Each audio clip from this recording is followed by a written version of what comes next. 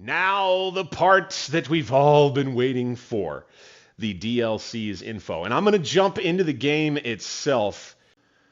Right, okay, so here we will just take a look at what I'm just so excited. I took a quick look at what they've got here, and it's about the Lynchburg Battle of Lynchburg. The essentially, I want to say it's either the beginning or the end of the kind of the last ditch Confederate effort to strike out at the Shenandoah Valley. I'm not, the Battle of Lynchburg is something I don't know a whole heck of a lot about. What I do know is that General Robert E. Lee of the Confederates split off a portion of his army, much like he wanted to do with Stonewall Jackson during his Shenandoah campaign in 1862, only this time Jubal Early commanded the troops, and he went off a romping up toward the Shenandoah Valley to cause a major distraction and cause all kinds of fear and loathing in Washington, D.C. It worked pretty well, as far as I remember. This is in July, though, so let's... by the way, before we get too far into it, the way to find this content, this latest DLC, number one, all you got to do is hit the update button after you buy the game on Steam. But you go to single player, not Gettysburg Battles. You go to user scenarios, and boom, here you have them, right? Let's read through some of the info on all of these, starting with the the day before the main action. Hold them in check. You start with a cavalry division scenario. Wow, that's fun. I'll probably jump into the game files and add an extra 10 or 20 minutes. That's what I like to do. A lot of the time, anyway. Not all the time. But you will be Imboden's Cavalry Division on the 17th of July, 1864, just south of Lynchburg. You've been temporarily placed in command of all cavalry forces in the defense of Lynchburg. Your brigade, as well as the brigade of General McCausland, has been entangled with forces from Major General David Hunter's Army of West Virginia for several days, and you've pursued them to the outskirts of Lynchburg. Your forces have taken up a defensive position on a ridge near the Quaker Meeting House. You want to hold the ridge protecting the Salem Turnpike and try to make it so that General Early's force can come to your aid and to the aid of Lynchburg. That is so freaking cool. We've got this one. We've got several what-ifs, by the way. This is a 1-hour scenario. Your Crook's 2nd Division set forward to reconnoiter, land, move around Confederates, let feel out their position. Yeah, okay.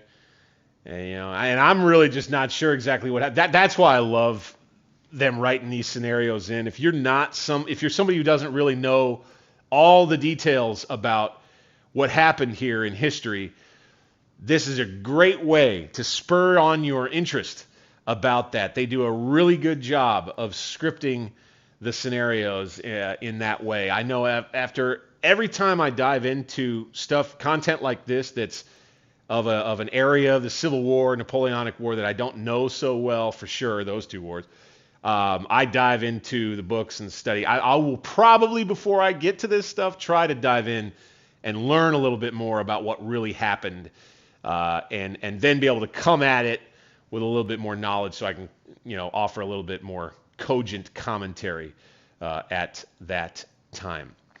What else do we have here? This is a what if. What if General Hunter received information accurately informing him that his forces outnumbered the Confederates? Okay, yeah, so he is a little bit more aggressive on 18 July in the afternoon there. That's interesting. All right, yeah, I like that. Looks like this is a what if Early becomes the hunter and gets aggressive, and you've got his entire corps. You got Hunter's entire corps on this one. I love those big battles, right? That's a favorite of mine. And then here is the historical Battle of Lynchburg for the Union and for the Confederates, a corps action in each respect. So what I would probably do if it were me playing, just because I'm this way, it's my house rule, you might say, is if it's going to be the full shooting match, I'm going to go into the game files, and I'm probably going to extend this to 4 hours. As close to dark as I can get it. That way, I have to do everything. If I'm losing, I have to retreat, and I have to keep the army alive, or the core alive, right? That's kind of what you go with there. And you can see it's all of these troops, right? All these troops and these guns. Really expansive order of battle. It's really, really cool. And for the Confederates, it's kind of the same thing. It all starts at the same time. I won't be jumping into these scenarios tonight, but I will jump into them eventually. There is this, and then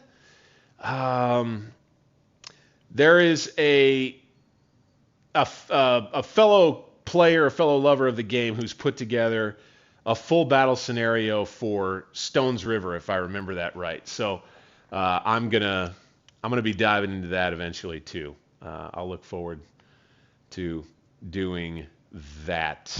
But that's really kind of the length and breadth of what I wanted to cover as it relates to the Scourge of War Gettysburg update.